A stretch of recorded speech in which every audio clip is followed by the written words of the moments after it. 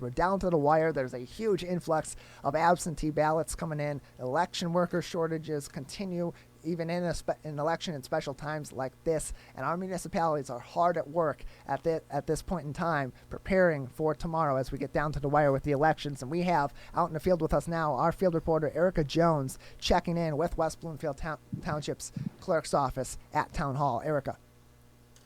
Hi, Tyler. I'm here at West Bloomfield Town Hall outside with West Bloomfield Township Clerk, Debbie Binder, and we are outside here next to the ballot drop box where we reported from a couple weeks ago, and she's going to tell us a little bit about tomorrow's primary election, what to expect, and everything we need to know. So, hi, Debbie. Thank you so much for talking with us. Thank you, and thank you, Tyler, for checking in, and Erica for checking in. It's really important that we get the word out. People should not rely on the mail right now. They have to bring that ballot back to Town Hall. Ballot can be back to Town Hall by 8 p.m. tomorrow evening. They can still request a ballot today until 4 p.m. It's a hard stop at 4 p.m. by election law, but they have to come to Town Hall to request that ballot, and they would have to vote that ballot right here at Town Hall. They cannot take it with them. So if you want to get a ballot, please come out today. We do have a big delay in the mail. So if you have any question, if your ballot arrived, you can check at the Michigan Voter Information Center, or you can call the clerk's office. If your ballot did not arrive yet, you could come down today, get an absentee ballot. We will reject and spoil the one that you were issued and get you a new ballot. So if you have any questions, please contact the clerk's office or check the Michigan Voter Information Center. Again, we recommend you either bring that ballot back to Town Hall to the clerk's office or use one of our drop boxes. This is our brand new ballot drop box, and we have an additional drop box on the other side of the building. So there's one on the east side of the building, one on the west side of the building. The east side is a gray box that's shared with, it says utility bills, water bills, and tax payments and ballots. And you can put it in either one, and it can go in that box till 8 o'clock tomorrow night. Those boxes will be checked at 8 p.m. exactly tomorrow night. What happens if someone comes to a polling location without a mask?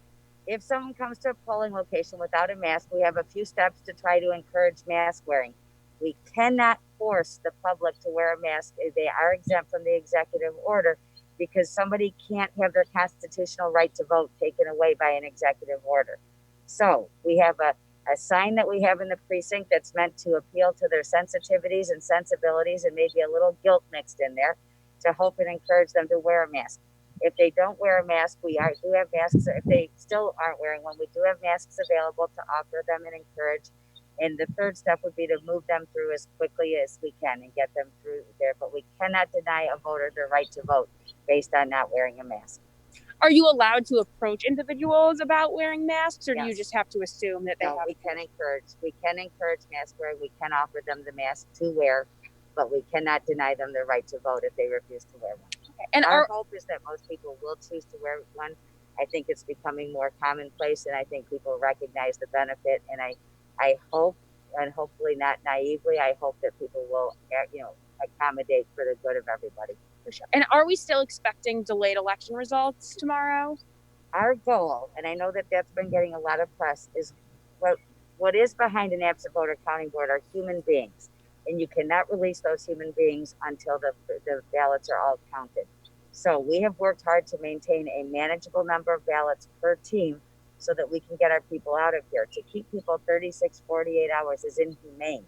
So we are going to work extremely hard to make sure that we have a sufficient number of people processing the ballots so that we know that we don't have to keep ours that late, and we'll have our results quicker.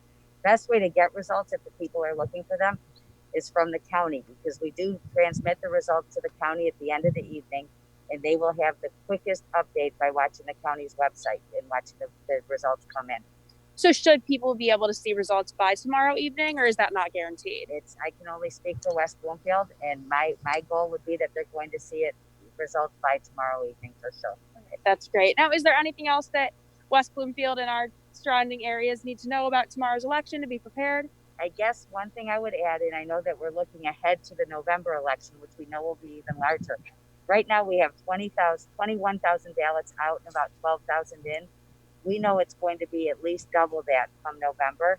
And based on our experience with the mail right now and the mail being delayed, I would recommend that everybody get their applications in as early as possible and that everybody try to vote early. And that doesn't mean early voting. That means get your application and get your ballot. Ballots for the November election will go out the end of September and will be available the end of September.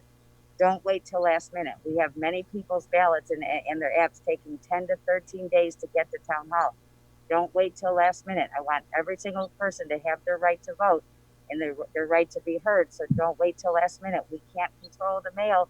We call, we ask questions, but ultimately the mail gets here when it does. So please don't wait till last minute. That's the most important message now and for the future.